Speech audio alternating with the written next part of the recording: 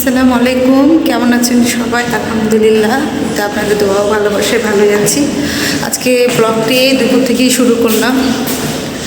যাচ্ছি একটু বাইরে, নিচে আমার খালাতো ভাই ওয়েট করছে, ভাই আসছে, ভাইয়ার সঙ্গে যাচ্ছি একটা জায়গা দেখতে।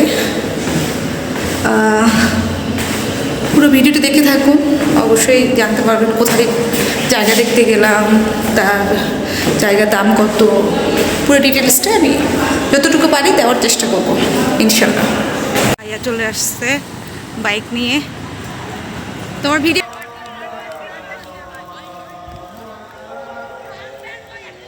এখানে মোটামুটি 10টার মতন শেয়ার কেনা হয়ে গেছে। পুরা আমিনবাজার বর্বরদেশি মৌজা, এটা আসলে নতুন জায়গা, এখানে আসছি আমি এর আগে কখনো এরকম জায়গায় আসিনি। এটা মেন রোড থেকে 1 কিলোমিটার ভিতরে, 25% জায়গা। এদিকে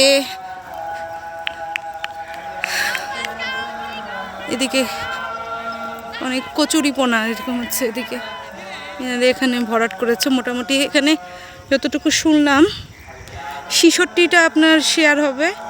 66টা শেয়ার পরে এক একজন নাকি আপনার, এটা 11 তলার বিল্ডিং হবে, নিচে গ্যারেজ।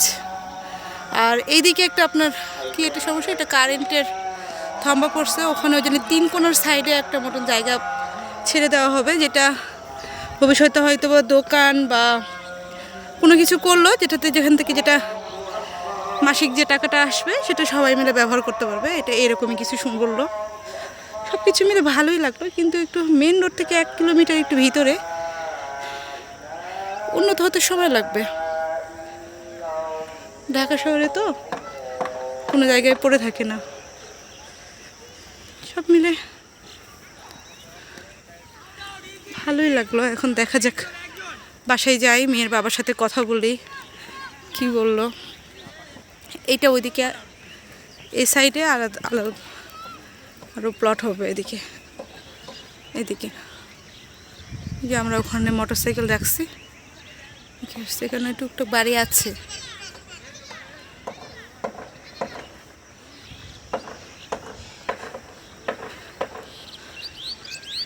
এখন যদি দেই বায়না হবে, ফেব্রুয়ারি মার্চের দিকে।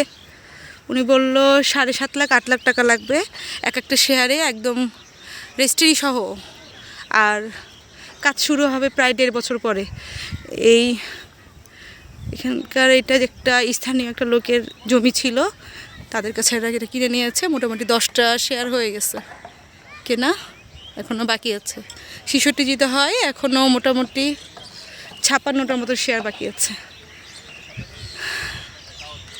জানি না কিনতে পারবো কি না, আল্লাহ যদি কপালে লিখে রাখে অবশ্যই হবে।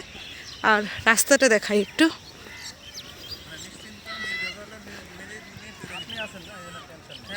এই যে এদিকে এই থম্বার কারণে এই যে এই 3 কোণা জায়গাটা,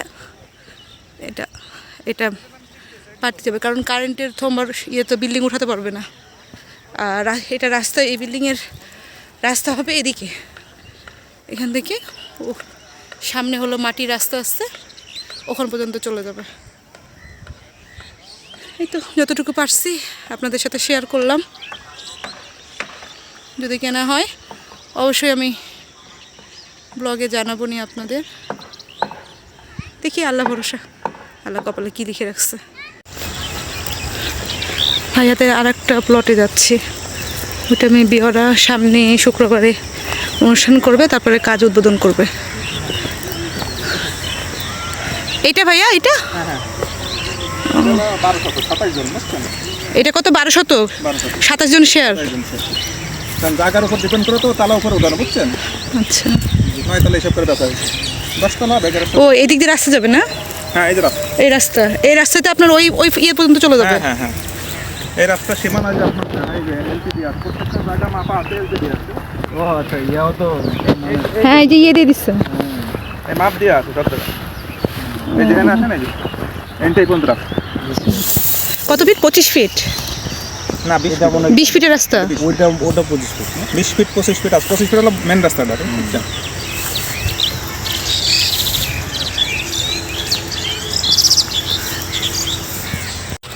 এই যে এটা মেন রোড, ওই যে আমরা ওখানে নামছিলাম।